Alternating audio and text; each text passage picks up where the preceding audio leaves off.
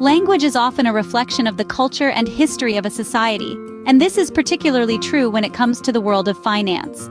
Throughout the years, numerous money sayings and financial idioms have become deeply ingrained in our everyday conversations, each with its own intriguing origin story. Money matters in our everyday lives, so it's important, and also fun, to know its history and evolution in terms of the roles it played in shaping the modern society that we know today. Let's delve into the fascinating history behind some of the most common money sayings and finance-related idioms that have stood the test of time. Welcome to Money Funnel, where you get inspired, get motivated, and get practical and actionable advice on how to be financially independent. We are here to support you in your quest for that abundant and happy life for yourself and your family. Please help us grow this channel by subscribing now. Don't forget to hit that like and notification bell for more financial tip videos. Number 1. Break the bank.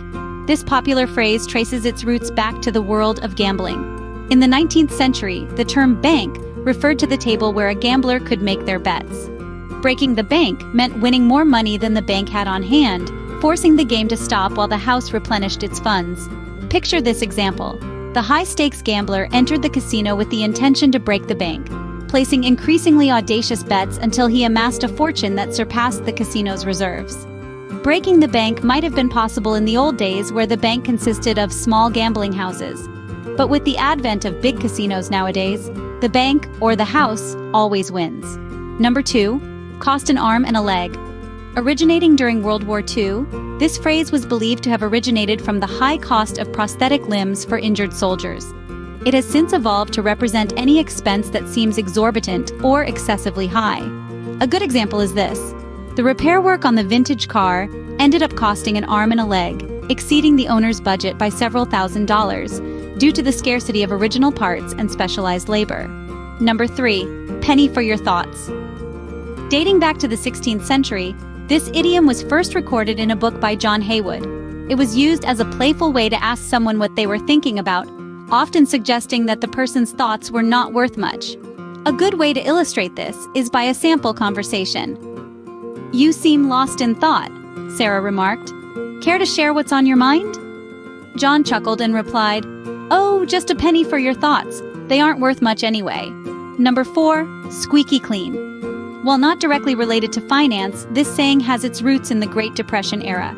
During this time, people would attempt to sell their old, used goods, claiming they were squeaky clean to suggest they were in excellent condition despite being second-hand. Example: the salesman assured the prospective buyer that the used car was squeaky clean, emphasizing its impeccable condition and smooth performance despite being a few years old. Number 5. In the red, in the black. This common financial phrase comes from the accounting practice of using red ink to denote negative balances and black ink for positive balances. Businesses in the red are operating at a loss, while those in the black are turning a profit.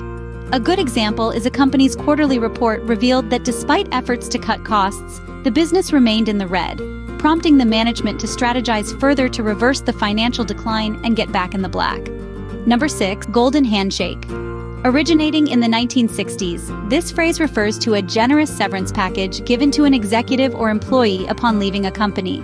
It symbolizes the lucrative nature of the compensation, often including substantial financial benefits beyond the regular terms of employment. Picture this. After serving as the CEO for over a decade, Sarah received a golden handshake upon her retirement, including a substantial monetary package, stock options, and additional benefits as a token of the company's appreciation for her leadership. Number 7. Bite the bullet. This phrase dates back to the 18th century, when soldiers were given a bullet to bite down on during surgery, as a way to endure the pain without making noise. Today, it's used to describe facing a difficult situation with courage and determination, often referring to accepting an unavoidable financial loss. A good example is a situation wherein an entrepreneur, despite the substantial financial setback he is facing, decided to bite the bullet and accept the loss, acknowledging that it was an unavoidable consequence of the risky business venture. Number 8. Rainy day fund. This money saying reflects the idea of setting aside money for unforeseen future needs or emergencies.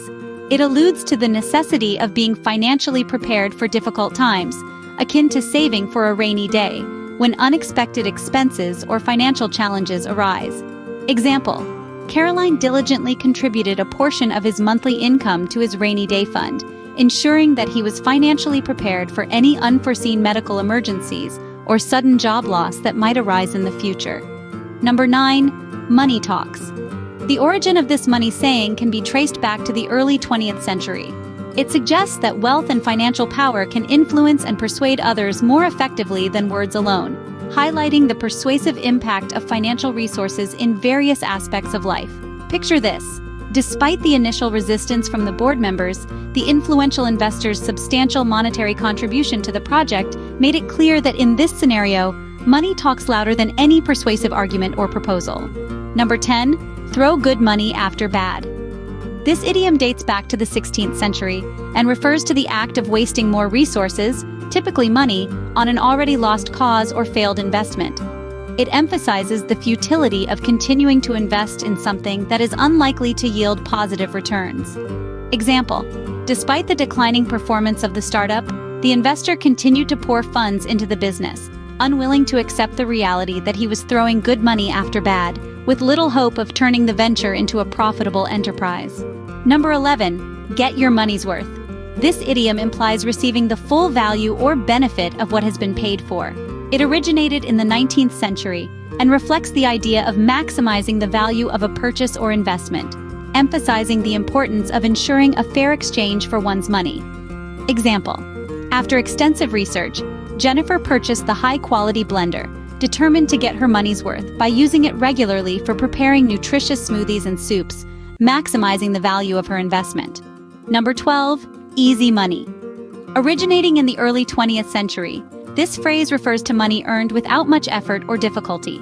It conveys the idea of financial gain obtained with minimal work, often alluding to situations that may seem too good to be true and carry risks or potential pitfalls.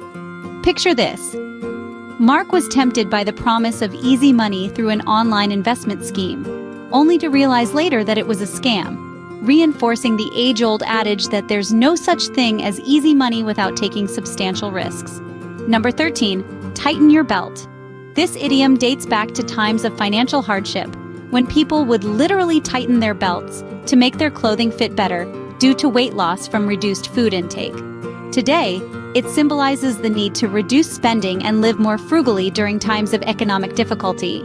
Common example: with the recent economic downturn, the family decided to tighten their belt, opting for homemade meals and minimizing discretionary spending to weather the financial challenges and maintain a stable household budget. Number 14. Cut your losses. Originating in the world of finance and investment, this phrase advises minimizing or eliminating further losses by ending an unprofitable investment or business venture. It emphasizes the importance of making timely and strategic decisions to prevent further financial harm. Example: despite initial enthusiasm for the business venture, the entrepreneur made the difficult decision to cut her losses and close the unprofitable branch, preventing further financial losses and redirecting resources towards more promising opportunities. Number 15. Put your money where your mouth is. This idiom, originating in the mid-20th century, suggests backing up one's statements or beliefs with financial commitment or action.